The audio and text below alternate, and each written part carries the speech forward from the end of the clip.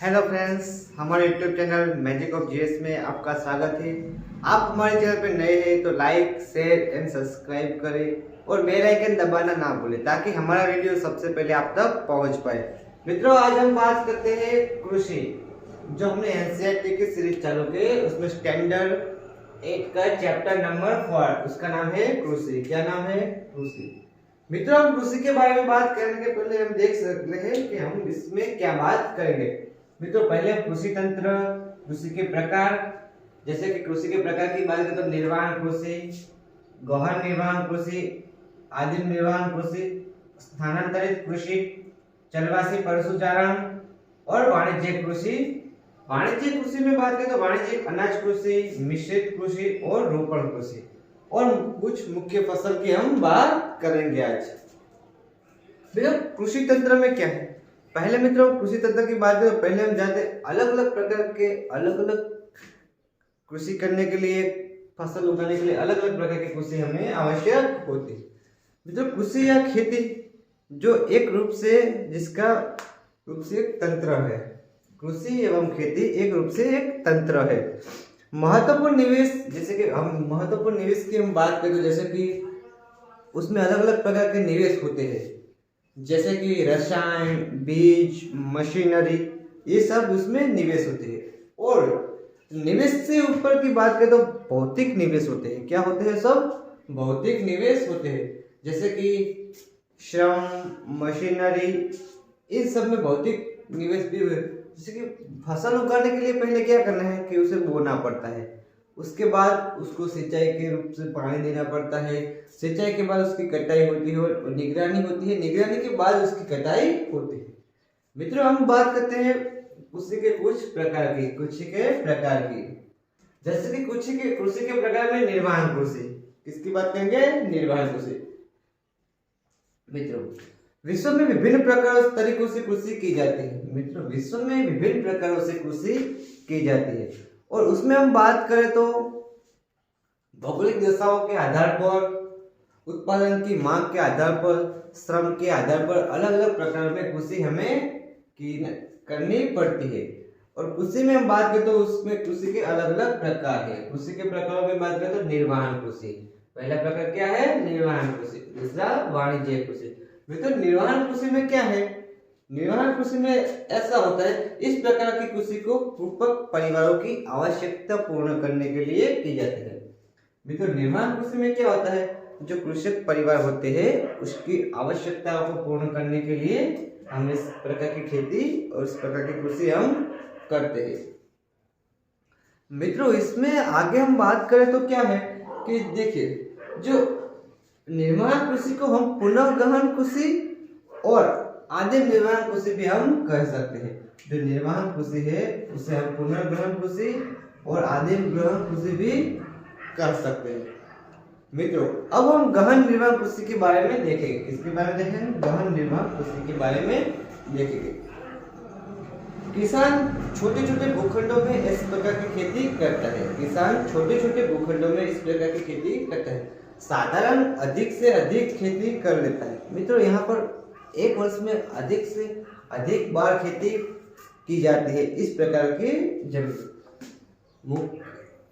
इस प्रकार की खेती जो गहन निर्वहन खेती है उसमें मुख्य फसल है चावल। गहन निर्वहन कृषि में मुख्य फसल कौन सी है? चावल है।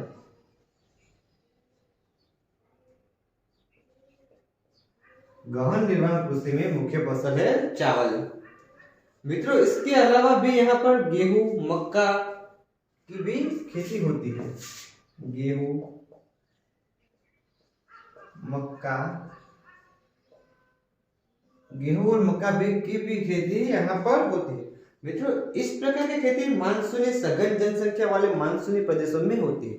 इस प्रकार की खेती पूर्व एशिया के सघन जन वाले मानसूनी क्षेत्रों में ज्यादातर होती है और दक्षिण पूर्व और दक्षिण में भी होती है। मानसूनी क्षेत्र होते हैं वहां खास करके इस प्रकार की खेती, क्योंकि चावल को ज्यादा पानी की आवश्यकता होने के कारण वहां जहां पर मानसूनी व्यवस्था अच्छी होती है वहां पर चावल अच्छे पकाए जाते हैं।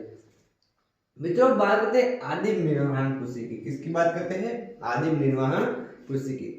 मित्रों, आदिम निर्माण कृषि में क्या होता है, में स्थानांतरित कृषि चलवासी पशु चरण में शामिल है। इस प्रकार की कृषि चलवान पशु चरण में शामिल है। मित्रों आदिम निर्माण कृषि में क्या है, इस प्रकार की कृषि में पशु चारण की भी अलग अलग प्रकार भी होती है। अब हम बात करते हैं स्थानांतरित कृषि। किसकी बात करते हैं, स्थानांतरित कृषि की।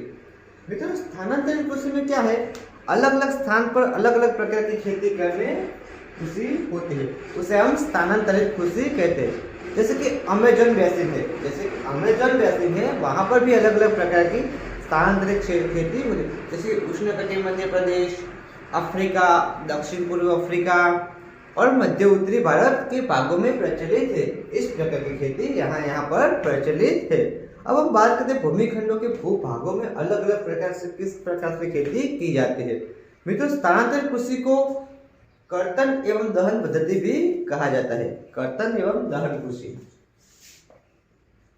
कर्तन एवं दहन कृषि। मित्रों कर्तन एवं दहन कृषि में क्या होता है, वहां पहले जंगल होता है और जंगल को वहां पर काट कर उसे जलाया जाता है, उसका दहन किया जाता है और वहां पर उस जमीन पर जो भू भाग को हम जलाकर साफ करते हैं वहां पर खेती की कृषि की जाती है। उसे हम कर्तन एवं दहन प्रकार की कृषि कहते हैं। इस प्रकार की कृषि हम स्थानांतरित खेती में करते हैं, कृषि में करते हैं, क्योंकि ये जमीन काफी पाक लेने के वजह से ये नष्ट हो जाती है, क्योंकि फसल उगाने के लिए अच्छी नहीं रहती है। तब आगे जाके फिर से जंगल आता है और जंगल को काट कर उसे जलाकर वहां दूसरे प्रकार से फिर से खेती की जाती है। इस प्रकार की खेती को हम स्थानांतरित कृषि भी कह सकते हैं। मित्रों हम बात करते हैं चलवासी पशुचारण। किसकी बात करते हैं, चलवासी पशुचारण। मित्रों चलवासी पशुचारण में क्या है, सहारा के अर्धशुष्क और शुष्क प्रदेशों में ऐसा पाया जाता है और मध्य एशिया और भारत के कुछ भागों में जैसे कि राजस्थान, जम्मू कश्मीर, ऐसे इस प्रकार में ये चलवासी पशुचारण पद्धति जम्मू कश्मीर और राजस्थान जैसे अलग अलग प्रकार राज्यों में हमें पशुचारण पद्धति शामिल है। मित्र दूसरे स्थान पर निश्चित भागों में घूमते हैं। ये जो जलवासी पशुचारण होते हैं इस प्रकार में ये अलग अलग स्थान पर अपने पशु को लेकर घूमते हैं। वैसे पशुचारण मुख्य में इसमें भेड़, ऊंट, मवेशी, याक होते हैं। जैसे कि भेड़, ऊंट, मवेशी और याक, इस प्रकार के पशुओं को लेकर एक प्रकार से दूसरे स्थानों पर इस परिवार होता है और परिवार उसे लेके जाता है और इसे चलवासी पशुचारण हम कहते हैं। मित्रों इसमें जो पशु ले जाते हैं उसके परिवारों के लिए दूध, मांस, खाल और अन्य प्रकार के वो पशु काम आ सकते हैं। अब बात करते हैं हम कृषि के प्रकार के दूसरा प्रकार है, जैसे कि वाणिज्यिक कृषि। किसकी बात करते हैं, वाणिज्यिक कृषि। मित्रों वाणिज्यिक कृषि में क्या होता है, वाणिज्यिक कृषि में फसल उत्पादन और पशुपालक बाजार में क्रय हेतु उगाता है। क्या करता है, क्रय के लिए जाता है। मित्रों इनमें से विस्तृत कुष्ठ और अधिक पूंजी का मापन हमें रहता है, उपयोग किया जाता है। मित्रों जो वाणिज्यिक कृषि है उसमें हमें पूंजी की मात्रा और जो पूंजी की मात्रा ज्यादातर मिलने वाली होती है और हमें प्राप्त होती है। मिश्रित कृषि और रोपण कृषि इसमें शामिल है।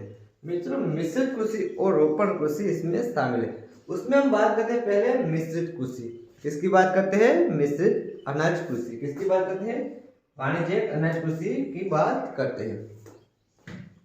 मित्रों वाणिज्यिक अनाज कृषि में क्या है, ये फसलें वाणिज्यिक उद्देश्य से उगाई जाती है। मित्रों वाणिज्यिक फसल जो है उसमें क्या है, ये फसल होते हैं हम वाणिज्यिक उद्देश्य से हमें उसे उगाते हैं, क्योंकि वहाँ का वाणिज्य का जो महत्व होता है वो हमें काफी अच्छा प्राप्त हो सके। और फसल ऐसी फसल मित्रों अमेरिका, यूरोप, एशिया इस प्रकार के अलग अलग देशों में हमें उगाने को मिलती है, क्योंकि यहाँ अनाज के प्रमुख क्षेत्र घास शीतोष्ण क्षेत्र है, जैसे घास अलग अलग प्रकार के यहाँ पर पाए जाते हैं। ये क्षेत्र में सैकड़ों हेक्टेयर में बड़े बड़े युक्त विशाल आबादी वाले हैं। मित्रों, ये अलग अलग बड़े बड़े विशाल आबादी वाले विस्तार होने के कारण यहाँ पर वाणिज्य कृषि आसानी से की है। अत्यधिक ठंड वर्धन काल के बाधित करती है और केवल एक ही फसल उगाई जा सकती है। मित्रों, इस प्रकार के क्षेत्र में एक ही फसल उगाई जाती है। कौन कितनी फसल उगाई जाती है? एक ही फसल उगाई जाती है। अब हम बात करते हैं मिश्रित कृषि की। किसकी बात करते हैं? मिश्रित कृषि। मिश्रित कृषि में क्या होता है? भूमि का उपयोग भोजन व चारे के लिए, फसल उगाने के लिए, पशुपालन के लिए किया जाता है। भूमि का वजन, जो भूमि है उसका नियोजन पशुचालक और नियोजन के लिए किया जाता है। मित्रों, इस प्रकार की कृषि में ऐसा होता है क्योंकि यहाँ पर मिश्रित कृषि में अलग अलग प्रकार के, मिश्रित कृषि में क्या है, जो भोजन के लिए भी कृषि की जाती है। देखिए, भोजन के लिए, वाणिज्य के लिए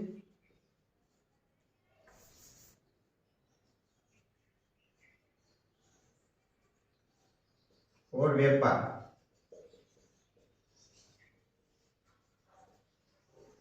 अलग अलग प्रकार की मिश्रित कृषि में भोजन के लिए भी कृषि की जाती है, वाणिज्य के लिए कृषि की जाती है और व्यापार के लिए भी कृषि की जाती है। मित्रों, इस प्रकार की कृषि यूरोप, पूर्वी राष्ट्रीय अमेरिका, अर्जेंटीना, दक्षिण पूर्वी ऑस्ट्रेलिया, न्यूजीलैंड और अफ्रीका के में प्रचलित है। कहाँ कहाँ पर प्रचलित है? और अफ्रीका में भी इस प्रकार की खेती प्रचलित। मित्रों, अब बात करते हैं हम रोपण कृषि की। मित्रों, रोपण कृषि में क्या है? वाणिज्य कृषि का एक प्रकार है। रोपण कृषि एक वाणिज्य कृषि का एक प्रकार है। मित्रों, इसमें क्या है, जैसे कि यहाँ पर चाय, कहवा, काजू, रबर, केला, इस प्रकार की इस प्रकार का फसल हम उगा सकते हैं। अच्छा, कपास की एक फसल उगाई जाती है। मित्रों, रोपण में कपास भी ऐसे होते हैं कि उसे कपास भी एक प्रकार के उगाए जाते हैं। मित्रों, रोपण कृषि में क्या है, इस प्रकार की कृषि में परिवहन, जल विकास की अधिक निर्भरता होती है। और रोपण कृषि में मुख्य क्षेत्र में विश्व में उष्णकटिबंधीय प्रदेशों में पाए जाते हैं। रोपण क्षेत्र में विश्व में उष्णकटिबंधीय में पाए जाते हैं। अब हम बात करते हैं मुख्य फसल।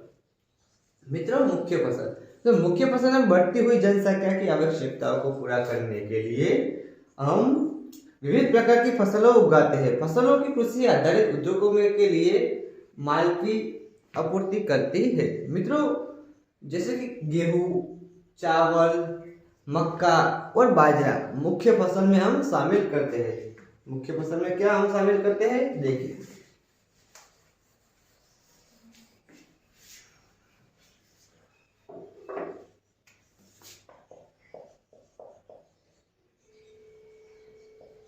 गेहूं,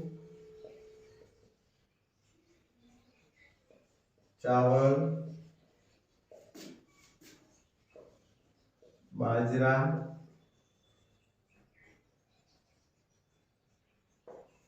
गेहूं, चावल, बाजरा और मक्का। मित्रों, बढ़ती जनसंख्या को ध्यान में लेकर हम इस प्रकार की खेती मुख्य फसल में गेहूं, चावल, बाजरा और मक्का का हम उसमें उपयोग कर दे। और मुख्य फसल है जूट और कपास, रेशेदार फसल है। मित्रों, जूट और कपास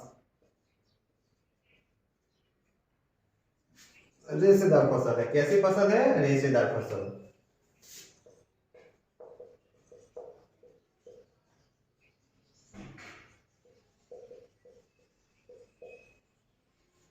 जूट और कपास रेशेदार फसल है। मित्रों, चाय और कहवा मुख्य पेय फसल है। चाय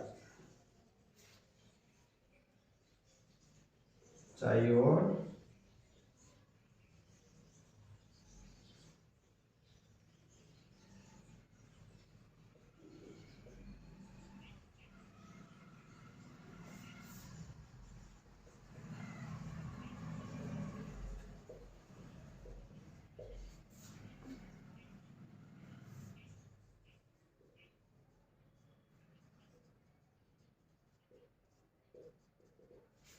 मित्रों, चाय और कहवा पेय फसल है, जूट और कपास रेशेदार फसल है, और गेहूं, चावल, बाजरा, मक्का ये मुख्य फसल है। कैसी फसल है?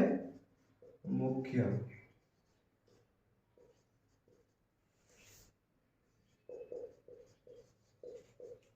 ये मुख्य फसल है। मित्रों, मुख्य फसल में पहले बात करते हैं चावल की। किसकी बात करते हैं? चावल की। मित्रों, चावल में क्या है? यह विश्व की मुख्य खाद्य फसल है। मित्रों, चावल विश्व की मुख्य खाद्य फसल है, और यहाँ पर चावल के लिए उच्च तापमान, अधिक आर्द्रता एवं वर्षा की आवश्यकता होती है। मतलब चावल के लिए उच्च आर्द्रता, अधिक वर्षा की आवश्यकता होती है। चीन चावल उत्पादन में अग्रणी है। मित्रों, चावल उत्पादन में कौन अग्रणी है? चीन चावल उत्पादन में अग्रणी। मित्रों, चीन के अलावा उसके बाद क्रमशः भारत, जापान, श्रीलंका भी चावल को मुख्य रूप से उत्पादन करते हैं। मित्रों, उसके बाद हम बात करते हैं गेहूं की। तो गेहूं के वर्धन काल में तापमान एवं वर्षा और समस्या कर्तन की सामान्य तापमान की फसल कटाई होती है। मित्रों, गेहूं संयुक्त राष्ट्र अमेरिका, कनाडा, अर्जेंटीना, रूस, यूक्रेन, ऑस्ट्रेलिया और भारत जैसे अलग अलग देशों में पाए जाते हैं। अलग अलग प्रकार से उगाए जाते हैं। बांग्लादेश में एवं वर्ष में 2 से 3 फसल उगाई जाती है। मित्रों, बांग्लादेश होते हैं,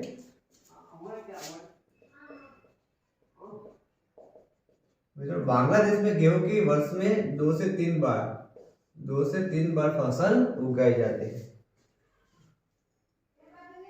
और गेहूं के अलावा हम बात करें तो मिलेट, जैसे कि मिलेट को हम बाजरा भी कहते हैं। क्या कहते हैं? मिलेट।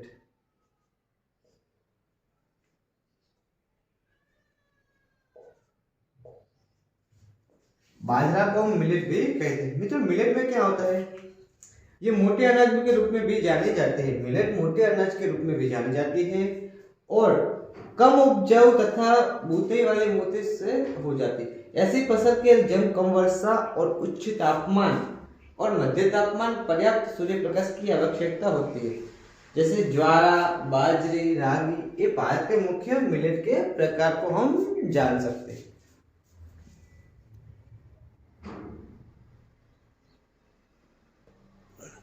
मित्रों, मिलेट में क्या है? नाइजीरिया,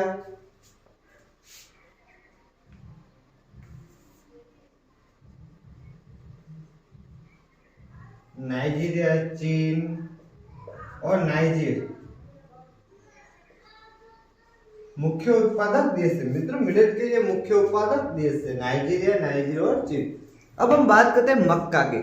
इसके लिए मध्यम तापमान, वर्षा और अधिक धूप की आवश्यकता होती है। मित्रों, इस प्रकार मक्का उत्तर अमेरिका, चीन, ब्राजील, भारत और मेक्सिको में उगाए जाते हैं। जैसे कि मक्का कहाँ कहाँ पर उगाए जाते हैं? चीन, ब्राजील, अमेरिका, भारत, अलग अलग देशों में मक्का की फसल उगाई जाती है। कनाडा और मेक्सिको में भी उगाए जाते हैं। कनाडा और मेक्सिको। मित्रों, हम बात करें अब मक्का के बाद कपास, जो रेशेदार फसल है। कपास और जूट रेशेदार फसल है, उसमें हम बात करते हैं कपास की। मित्रों, इसकी वृद्धि के लिए उच्च तापमान, हल्की वर्षा, 200 से 210 प्रतल वाली वर्षा हमें प्राप्त होनी चाहिए। मित्रों, ये चमकीली धूप की आवश्यकता होती है। दिन में चमकीली धूप के कारण ये कपास ज्यादा अच्छी हमें प्राप्त होती है, और यह काली और जलोढ़ मुख्य मृदा सर्वोत्तम उगती है। काली और जलोढ़ मृदा, ये काली और जलोढ़ मृदा में काफी अच्छे से उगती। मित्रों, इसमें संयुक्त राष्ट्र अमेरिका, चीन और भारत, पाकिस्तान, ब्राजील, मिस्र में कपास काफी अच्छे होते। मित्रों मिस्र की कपास खासी फेमस होती है। मिस्र की कपास फेमस होती है। अलग अलग देशों में कपास खास करके उगाए जाते मुख्य फसल शामिल। मित्रों यह सूती वस्त्र उद्योग के लिए महत्वपूर्ण कच्चा माल है। मित्रों कपास फेमस क्यों है कि सूती वस्त्र उद्योग, सूती वस्त्र उद्योग है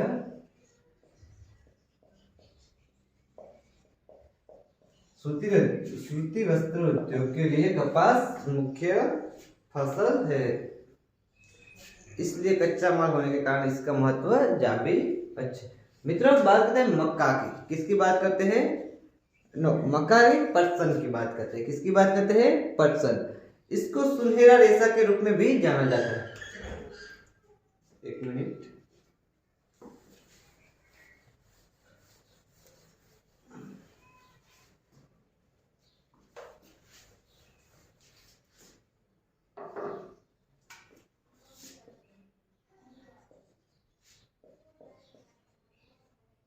मित्रों बात है पटसन। इसको सुनहरा रेशा के नाम से भी जाना जाता है। किसका नाम है? सुनहरा रेशा। इसको सुनहरा रेशा के नाम से भी हम जानते हैं। ये जलोढ़ मृदा में अच्छे ढंग से फिसलत होती है। जलोढ़ मृदा में अच्छे ढंग से फिसलत होती है। उच्च तापमान, भारी वर्षा और आर्द्र जलवायु की आवश्यकता होती है। यह फसल उष्णकटिबंधीय क्षेत्र में उगाई जाती है और भारत और बांग्लादेश में पटसन के अग्रणी उत्पादन है। तो पटसन के अग्रणी उत्पादक कौन है? भारत और बांग्लादेश।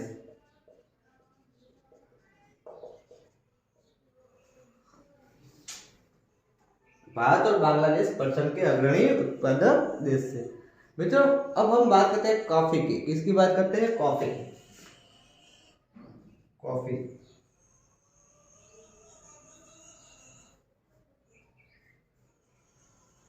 तो कॉफी में क्या होता है? इसके लिए गर्म एवं आर्द्र जलवायु और सुअपर्वित टोमस मृदा की आवश्यकता होती है। इस फसल की वृद्धि के लिए पर्वतीय ढाल अधिक महत्वपूर्ण है। पर्वतीय ढाल,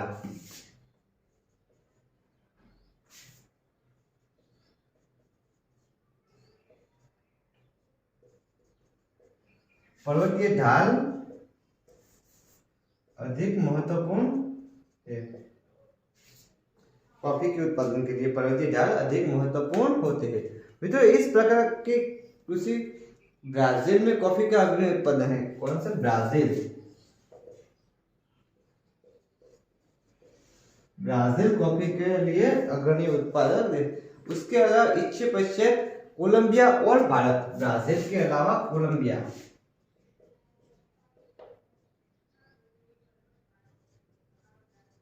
कोलंबिया और भारत। मित्रों कॉफी में सबसे आगे कौन सा देश है? ब्राजील। उसके बाद है कोलंबिया और उसके बाद है भारत। और हम अब बात करते हैं कॉफी के अलावा पेय पाक में चाय। मित्रों चाय कैसा पाक है? ये पेय पाक है। अब हम बात करते हैं चाय। बागानों में उगाने जाने वाली एक पेय फसल है। चाय पेय फसल है। कैसी फसल है? पेय फसल है, जो बागानों में हम उगाते हैं। कोमल पत्तियों की वृद्धि के लिए ठंडी जलवायु और वर्ष भर सम्मिलित उच्च वर्षा की आवश्यकता होती है और मंद ढाल की आवश्यकता होने से पर्वत पत्तियों की चुनने के लिए अधिक संख्या के श्रमिक आवश्यकता होती है। मित्रों ये अधिक वर्षा में उगते हैं और उसकी पत्तियों फसल से पत्ती निकालकर उसमें से चाय हम बनाते हैं। और यहाँ पर श्रमिकों की आवश्यकता ज्यादा होती है, वहाँ ज्यादा पर बरसात होती है, वहां पर हमें चाय उगाई जा सकती है। अब हम बात करते हैं कृषि के विकास की।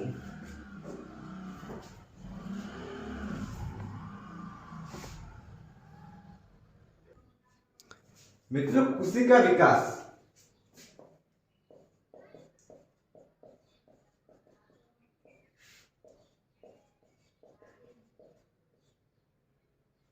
मित्रों कृषि का विकास क्यों आवश्यक है, हम इसके बारे में बात करें। मित्रों बढ़ती जनसंख्या के कारण कृषि की बढ़ती मांग को पूरा करने के लिए कृषि के उत्पादन बढ़ाने की दिशा में किए जाने वाले जो प्रयोग होते हैं उससे कृषि का विकास हम करते हैं।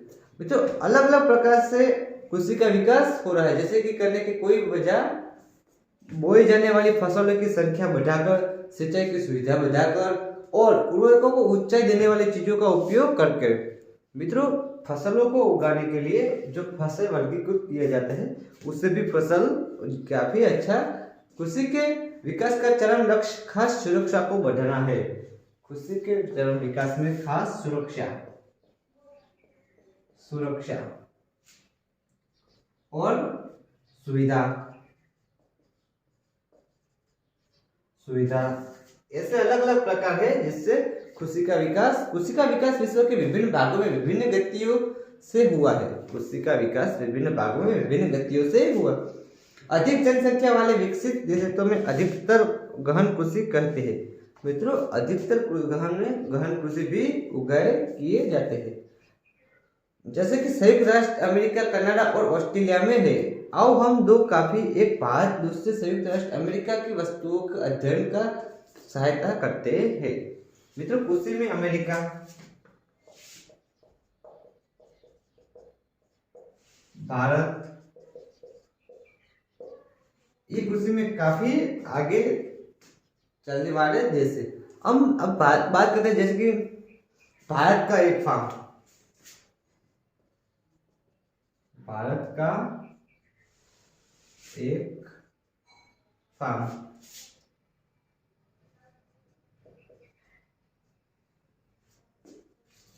तो हम भारत के एक फार्म की बात करते हैं। उत्तर प्रदेश में गाजीपुर जिले में आलियाबाद एक छोटा सा गांव है और मुन्नालाल इस गांव का एक छोटा सा किसान है।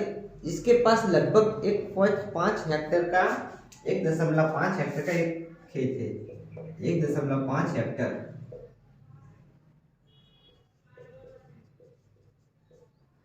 का एक खेत है। मित्रों उसमें हम बात करते हैं लगा कर खरीद कर उसकी भूमि उच्च पर कम से कम फसल उगाने में सामने गेहूं या चावल की फसल हम उगा सकते हैं। मित्रों देखिए उत्तर प्रदेश में होने के कारण, यूपी में होने के कारण यहाँ पर गेहूं या चावल की फसल हम उगा सकते हैं। क्यों कि उत्तर प्रदेश में होने के कारण यह अपने खेत की जुताई के लिए बाड़े में ट्रैक्टर लेता है या उनके लिए मिश्र बीज से खोज परंपरा की प्रयोग करता है। और अब हम बात करते हैं जैसे कि ये हमने देखा कि ये ट्रैक्टर और अलग अलग प्रकार से उसकी खेती करता है। इसमें जैसे क्या है जैसे खेत की सिंचाई के लिए भाड़े पर लेता है। मुन्नालाल के पास 2 भैंस और कुछ मुर्गियां भी है। मित्रों इसमें अलग अलग प्रकार के अलग अलग वस्तुओं का भी उत्पादन करके सुविधा की काफी अधिक होने के कारण कुछ सुविधा प्राप्त होने से और कुछ सुविधा प्राप्त न होने से उसका फसल में जो योगदान हमें मिलता है वो काफी अच्छा मिलता है, कुछ दिन काफी हमें कम भी मिलता है। अब हम बात करते हैं संयुक्त राष्ट्र अमेरिका का एक फार्म की। संयुक्त राष्ट्र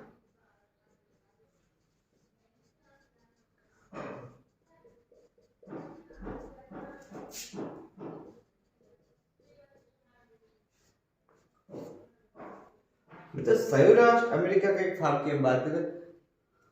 संयुक्त राष्ट्र अमेरिका में औसत आकार भारतीय के फार्म की तुलना में बहुत बड़ा होता है। मित्रों जो भारत की तुलना में जब हमने बात की 1.5 हेक्टेयर की जो यूपी में खेत है, यहाँ के आधार पर संयुक्त राष्ट्र अमेरिका में खेत की आकार बहुत बड़ा होता है। संयुक्त राष्ट्र अमेरिका में प्राकृतिक रूप से फार्म का आकार 250 हेक्टेयर होता है। 250 हेक्टेयर होता है। इतने बड़े बड़े फार्म वहां पर संयुक्त राष्ट्र अमेरिका में पाए जाते हैं। यहाँ पर कुछ महत्वपूर्ण फसल संयुक्त राष्ट्र अमेरिका में जैसे कि मध्य प्रदेश क्षेत्र में आएगा। राज्य में किसान 300 हेक्टेयर भूमि का अपने मक्का के तक उगा सकता है। मित्रों यहाँ पर एक फसल उगाई जाती है, जैसे कि 250 हेक्टेयर है तो यहाँ पर मक्का सारे क्षेत्र में वहां पर मक्का उगाई जाती है और पर्याप्त पोषक या नहीं मिलता परिणाम होने के कारण वैज्ञानिक उर्वरक कार्यक्रम अलग अलग वैज्ञानिक मदद से वहां पर खेती की जाती है, कृषि की जाती है। क्योंकि वहां पर देश आगे होने के कारण अलग अलग प्रौद्योगिकी के कारण प्रौद्योगिकी के कारण वहां पर की फसल अलग रूप से पकाई जाती है और इससे भारत की तुलना में वहां पर अच्छे अच्छे पाक ले जाते हैं। मित्रों, आप हमारे चैनल पे नए हैं तो लाइक शेयर एंड सब्सक्राइब करना ना भूलें ताकि हमारा वीडियो सबसे पहले आप तक पहुंच पाए। Thank you.